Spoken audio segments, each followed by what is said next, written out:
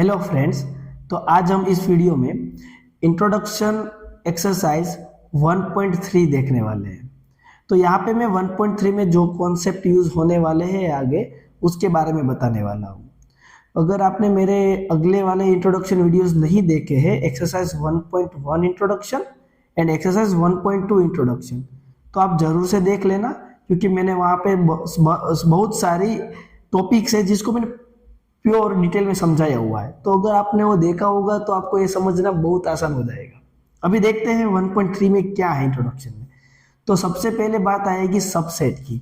अब ये सबसेट क्या है सर? अभी तक हमने सेट देखा कि पर्सन टू पर्सन अगर कलेक्शन चेंज नहीं होता है इट्स कॉल्ड सेट। पर सर ये सबसेट क्या है?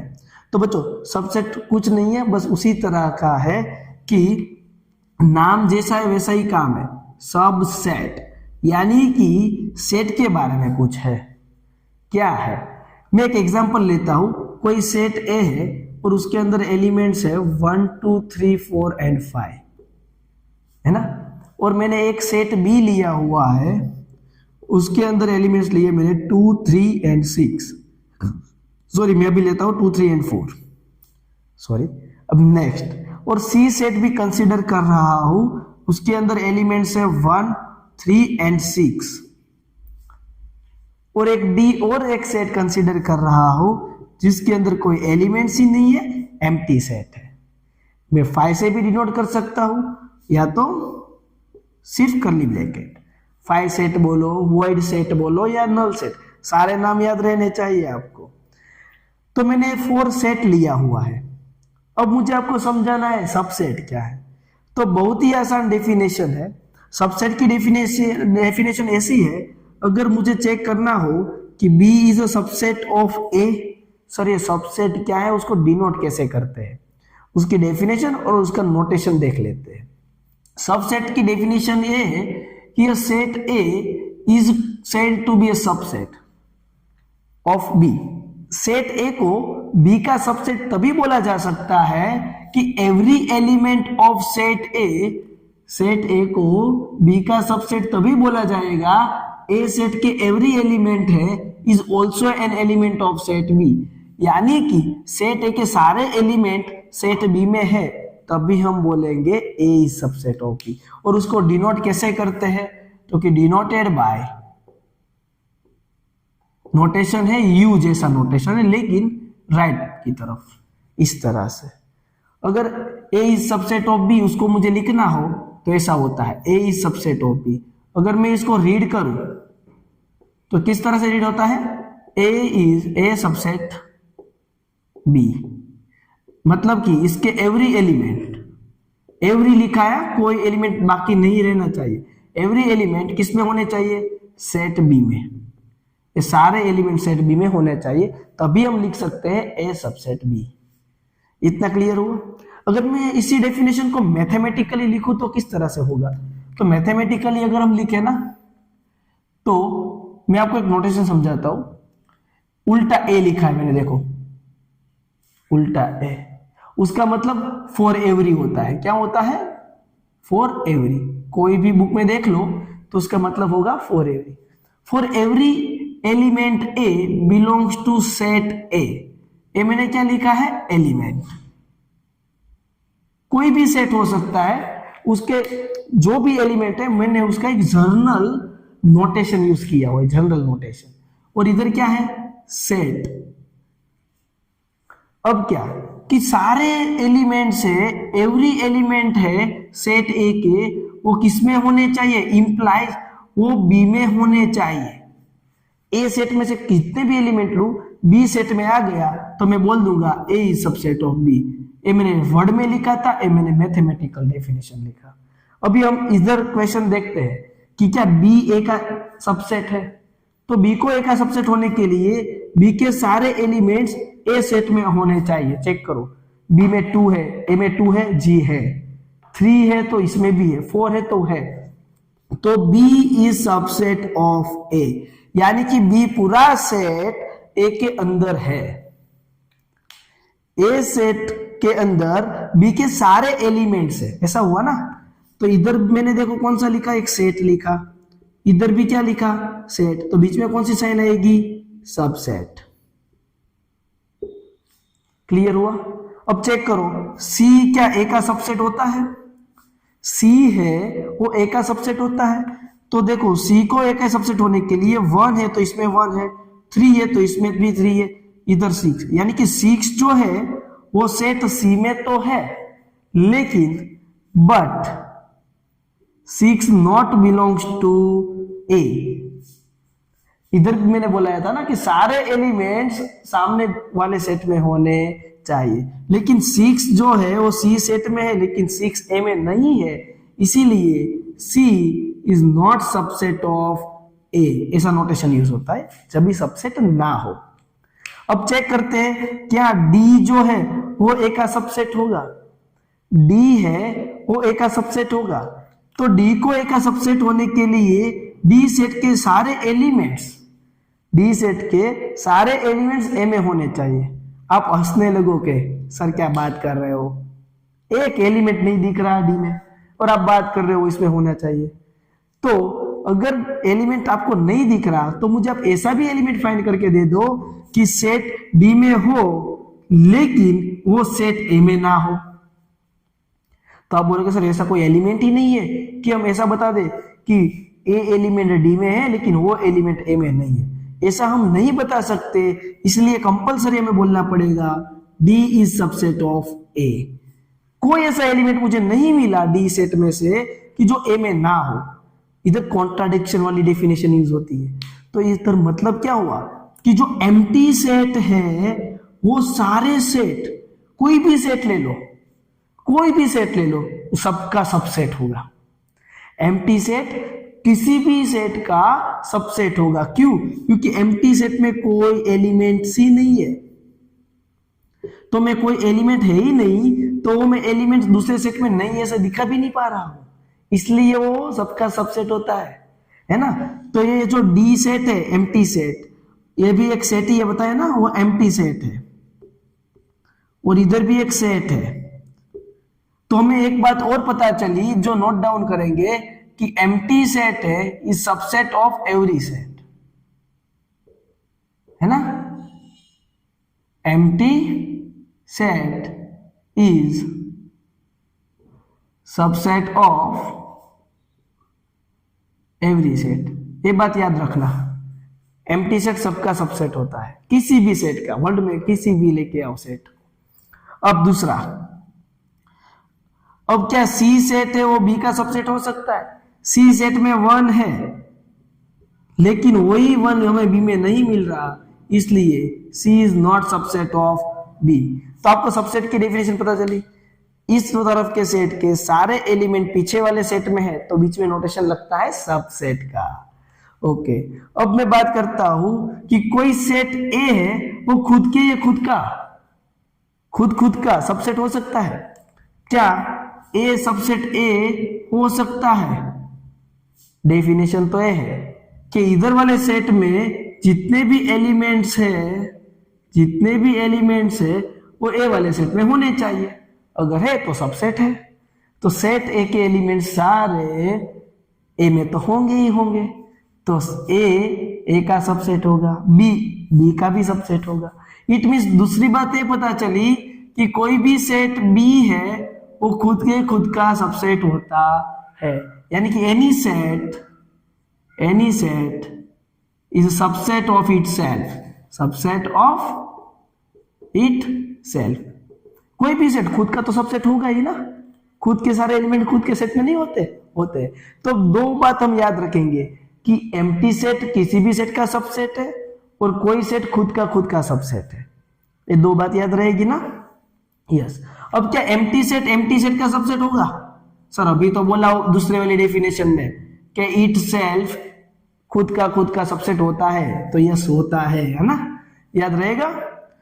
ओके, तो ये सबसेट की डेफिनेशन थी कि कोई सेट ए है उसके सारे एलिमेंट सेट बी में है तो हम बोलेंगे A is subset of B. अब मुझे आप एक बात बताना कि मैं यहाँ पे लिख रहा हूं ए वाले इक्वेशन में 3 जो है 3 वो सेट ए का सबसेट होगा?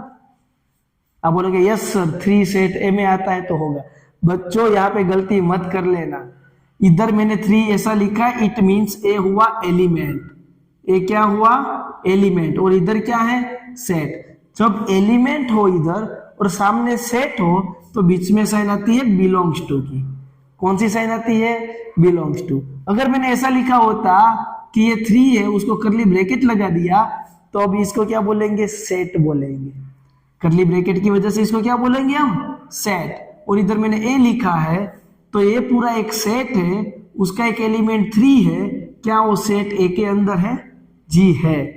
तो इधर आएगा सबसेट, क्योंकि इधर भी एक सेट है और इधर भी एक सेट है, दोनों तरफ सेट, तो बीच में साइन कौन सी लगेगी सबसेट की। तो ये वाली कंफ्यूजन नहीं होना चाहिए आपको, है ना। अब बात करते हैं एग्जांपल नंबर 9 और 10 की। तो 9 देखते हैं, 9 क्या है, कंसीडर द सेट। हमें इधर 4 सेट्स गिवन है, एक है empty set A B and C, और इधर फिलिंग द ब्लैंक्स हमें फिल करना है, करते हैं। एम्प्टी सेट 5, वो बी का क्या होगा। अरे बच्चों हमारी 2 पॉइंट में से फर्स्ट वाला point 5 subset of every set. सामने कौन सा सेट देखने की जरूरत ही नहीं है, डायरेक्ट लगा दो सबसेट होगा। अब सेकंड ए सबसेट बी, ए के सारे एलिमेंट्स 1 एंड 3 बी में है।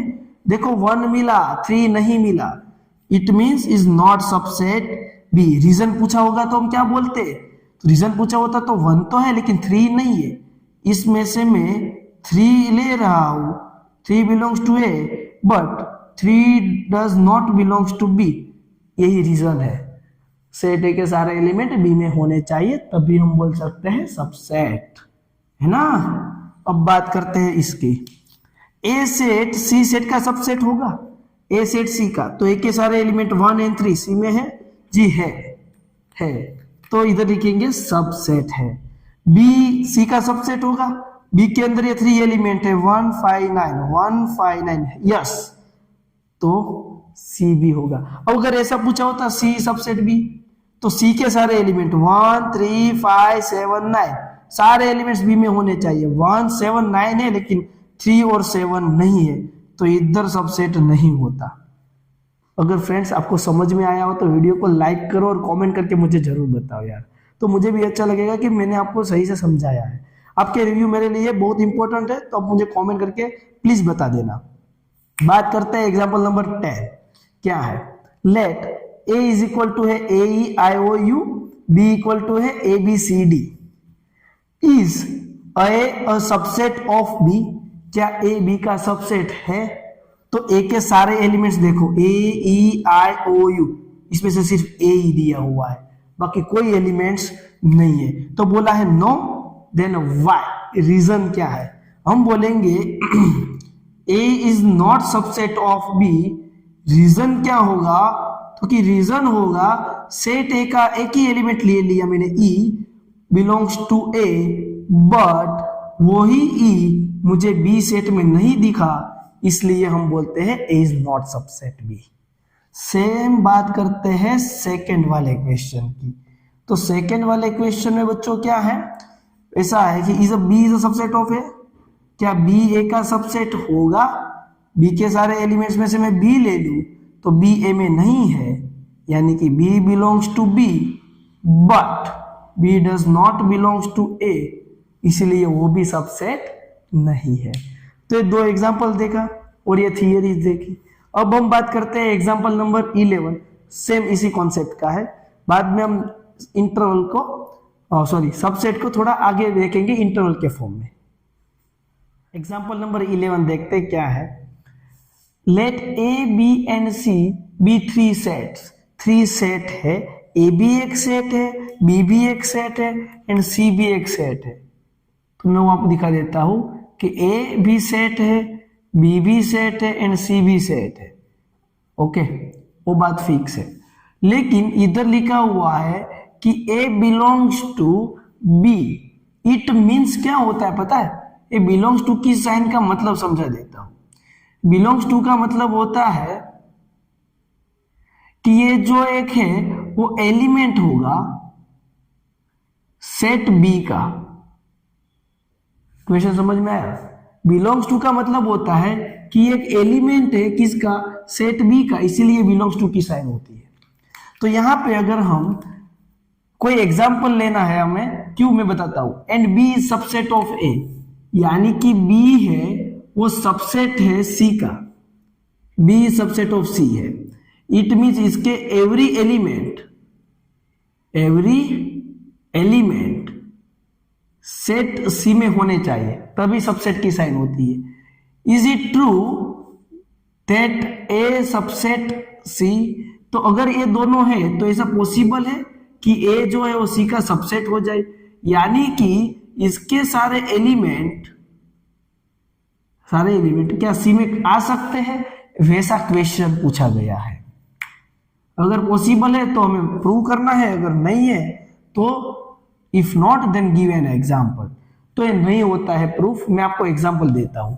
कोई सेट ए है, अगर एक कंडीशन ट्रू है ना, तो हर एक एग्जांपल के लिए ट्रू होना चाहिए, कोई पर्टिकुलर एग्जांपल के लिए नहीं। मैथ्स का रूल है, कोई सेंटेंस है तो सेंटेंस सारे क्वेश्चंस के लिए सेटिस्फाई होता है, तभी इस सेंटेंस को ट्रू बोला जाता है। अदरवाइज एक एग्जांपल भी आपको मिल गया कि उस सेंटेंस को रॉन्ग प्रूव करता है तो वो सेंटेंस गलत है। तो इधर ये सेंटेंस भी रॉन्ग है, हम एग्जांपल से प्रूव करेंगे। एक एग्जांपल लेते हैं। सेट ए के अंदर मैं एलिमेंट ले लेता हूं, सिंगलटन सेट लिया है 1। ए सेट के अंदर मैंने 1 लिया, और बी सेट मुझे इस तरह से लेना पड़ेगा बच्चों, बी सेट मुझे इस तरह से लेना पड़ेगा कि पूरा सेट ए है वो उसका एलिमेंट हो, यानी कि बी के अंदर मैं लिखने वाला हूं सेट ए पूरा। ऐसा भी लिख सकता था मैं, ए और दूसरे दो एलिमेंट ले लिए 2 और 3। क्यों मैंने ऐसा लिखा? क्वेश्चन में था ए है वो बिलोंग्स टू बी है, ए बिलोंग्स टू बी है। अगर मैं इसको इस तरह से भी लिख सकता था कि सेट के अंदर सेट 2, 3, यानी कि ये पूरा सेट है वो एक एलिमेंट रहेगा सेट बी के लिए, एलिमेंट ऑफ सेट बी। समझना बात को? अब क्या, अब मुझे सेट सी इस तरह से लेने हैं कि सेट सी के अंदर बी के सारे एलिमेंट्स आ जाने चाहिए, यानी कि ये तो एलिमेंट आने ही चाहिए, ए 2 3 और एक कोई एलिमेंट होगा 4। देख सकते हो B is a subset of C, B के सारे एलिमेंट C के अंदर है। तो इधर जो क्वेश्चन में 3 कंडीशंस थी वो मैंने लिख दिया। अब क्या क्वेश्चन ये है कि अगर ये सब कुछ होता है तो क्या A है वो C का सबसेट होगा, यानी कि इधर एक सेट है उसके एलिमेंट्स, ए सेट के एलिमेंट्स, तो एलिमेंट्स क्या है उस सेट में 1, जो करली ब्रैकेट है सेट ए का उसके अंदर जो है वो उसका एलिमेंट्स है, और एक करली ब्रैकेट बी है उसके अंदर ये सारे एलिमेंट्स है ना। एक करली मेन जो करली ब्रैकेट है उसके अंदर जो भी है वो बी का एलिमेंट्स होते हैं। वैसे सेट ए का एलिमेंट 1 है, तो क्या 1 सेट सी के अंदर एग्जिस्ट करता है? देख लो, सी सेट के अंदर एग्जिस्ट करेगा। इस ए को क्या लिख सकते हो आप, सेट 1 2 3 और 4। तो आप बोलोगे यस सर देखो करता है। बच्चों वो 1 नहीं है, वो इस तरह का नोटेशन है सेट 1। तो इधर सेट 1 जो है वो सेट सी का सबसेट नहीं बच्चों, बिलोंग्स टू होता है, क्योंकि वो उसका एक एलिमेंट है। अगर उस एलिमेंट को मैं और एक करली ब्रैकेट लगा देता तभी होता था सबसेट। तो इधर देखो, इधर ए का मतलब होता है सेट 1। क्या सेट 1 सी का सबसेट होगा? नहीं होगा। सेट 1 जैसा एलिमेंट सी के अंदर है, तो अगर सेट 1 है तो बिलोंग्स टू की साइन आनी चाहिए। अगर मैं इसको और एक ब्रैकेट लगाता हूं तभी इसको बोलेंगे सेट सी के लिए। बात समझ में आई है? फिर से वीडियो को पीछे करो 10 सेकंड और समझो मैं क्या बोला हूं उसको। अगर समझ में आया है तो वीडियो को लाइक करो और कमेंट करके जरूर बताना। ओके, अब बात करते हैं subset of set of real number. अब सबसेट की बात करते हैं रियल नंबर पे। आपको पता है रियल नंबर में नेचुरल नंबर है, इंटीजर है, और आप सभी लोग जानते हैं कि इंटीजर के अंदर नेचुरल नंबर ऑलरेडी एग्जिस्ट करते हैं। देखो 1 2 3 4 5 6 यानी कि सेट n है, उसके सारे एलिमेंट क्या जेड में है? जी यस। तो नेचुरल नंबर है वो जेड का सबसेट होता है, क्योंकि नेचुरल नंबर के सारे एलिमेंट्स जेड में है। वैसे ही बात करें तो क्यू की, क्यू है रेशनल नंबर। रेशनल नंबर यानी कि उसके अंदर अगर क्यू की वैल्यू आप डिनोमिनेटर में है वो 1 कंसीडर कर लो, और ऊपर पी जेड में से कोई भी एलिमेंट लो, तो देखो -3/1, -2/1, -1/1, 0 1, यानी कि पूरे इंटीजर ही बनते हैं, है ना। तो जेड भी है वो किसके अंदर आ जाता है? क्यू के अंदर। यानी कि क्यू के अंदर तो बहुत सारे नंबर है, सिर्फ मैंने इधर 1 रखा तो ही ये पूरा जेड बन गया, अगर 2 रखता तो और सारे नंबर आ सकते थे, है ना। अब बात करते हैं कि ये रेशनल नंबर जो है वो सेट ऑफ रियल नंबर। अरे रियल नंबर तो सबका बाप है भाई, सब इसके अंदर एग्जिस्ट करते हैं। आर क्या ये इरेशनल नंबर होता है? देखो x हमें ऐसा लेना है टी सेट में, इसको बोलते हैं इरेशनल नंबर का नोटेशन। क्या बोलते हैं? Irrational number. x r में तो होना चाहिए, रियल नंबर तो होना चाहिए, लेकिन वो रेशनल नहीं होना चाहिए, तो उसको बोलते हैं इरेशनल नंबर। तो रेशनल और इरेशनल में तो कोई कनेक्शन नहीं है। इरेशनल नंबर √2 होता है, √3 होता है, वो तो इसमें कभी भी नहीं बन पाएगा। यानी कि नेचुरल नंबर भी इरेशनल का सबसेट नहीं है, जेड भी नहीं है subset,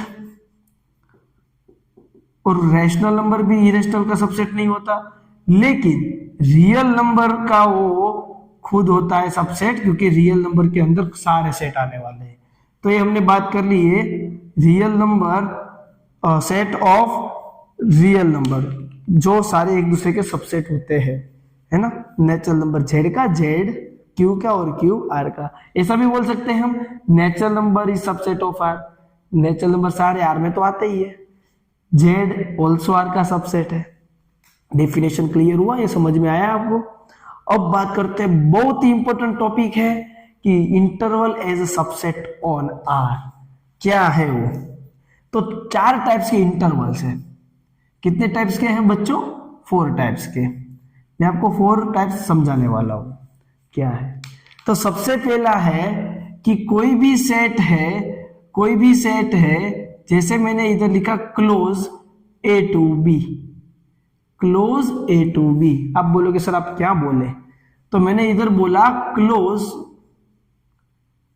interval A to B, close A to close B, ऐसा बोलते हैं, close A to close B. अब क्लोज मतलब ए बिग ब्रैकेट, क्लोज मतलब कि बिग ब्रैकेट। अब इसका मतलब क्या? एक नोटेशन है इंटरवल को डिनोट करने का। इसका मतलब ऐसा सेट कि x ऐसा कंसीडर करना है हमें कि x है वो a से लेके b तक के बीच में जितने नंबर है वो तो इंक्लूड करेगा ही। ये दोनों बिग ब्रैकेट का मतलब होता है वो दोनों नंबर भी इंक्लूड रहेंगे, वो दोनों नंबर भी इंक्लूड रहेंगे। बात कर रहे हैं आर रियल नंबर पे, तो x हमें लेना है रियल नंबर में से कोई भी नंबर। आया समझ में? नहीं, एक एग्जांपल लेते हैं। चलो, मैंने इधर लिखा 1 2 4, तो हम बोलेंगे close 1 2 close 4, close 1 2 close 4। It means क्या हुआ कि x टाइप के एलिमेंट है, हमें a1 और 1 को इंक्लूड रखना है और 4 को भी इंक्लूड रखना है, वैसे सारे रियल नंबर को डिनोट करना है। तो अगर मैं नंबर लाइन की बात करूं तो नंबर लाइन पे तो कितने सारे नंबर्स रहेंगे बच्चों? 0 -1 1 2 3 4 5, है ना। लेकिन हमें कौन से नंबर लेने हैं? तो हमें लेना है 1 इंक्लूड है, देखो इक्वल है, तो 1 है इक्वल, इसलिए मैं डार्क डॉट कर रहा हूं, और 4 भी इंक्लूड है, देखो क्लोज इंटरवल है, तो दोनों इक्वल है और उसके बीच में जितने नंबर से वो सारे आते हैं। इसका मतलब होता है ए से स्टार्ट करके बी तक के बिटवीन सारे नंबर, उसका सेट। अब इस सेट को तो मैं पर्टिकुलर वैल्यू से लिख नहीं सकता, क्योंकि इधर तो इनफाइनेटली मेनी नंबर होते हैं बिटवीन 1 एंड 2, इसलिए इंटरवल फॉर्म आया। सर आपने एक फॉर्म बताया, अभी तो 3 और फॉर्म है, वो कौन से है? अरे बच्चों इसी के ऊपर से है, इसी के ऊपर से मतलब कि अब आएगा दोनों open interval, open A2 open B, open A2 open B। Sir इसका मतलब क्या? ओपन का मतलब बच्चों ये दोनों एक्सक्लूसिव है, इंक्लूड नहीं है, ये दोनों एक्सक्लूसिव है, इंक्लूड है नहीं, इसमें दोनों इंक्लूड थे, इंक्लूडिंग वैल्यू होती है A और B।